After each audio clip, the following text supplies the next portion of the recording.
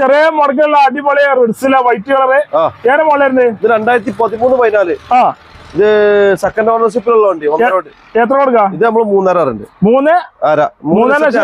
കുറച്ച് കൊടുക്കാം 50,000 മുടക്കിൽ ഇറക്കാം ഞാനുണ്ടല്ലോ ടിസ്റ്റ് നാന 2015 മോഡല് AC പവർ സ്റ്റാറിംഗ് ഒക്കെ പവർ വിൻഡോ ഒക്കെ ഉള്ള വണ്ടി ഇത് നമുക്ക്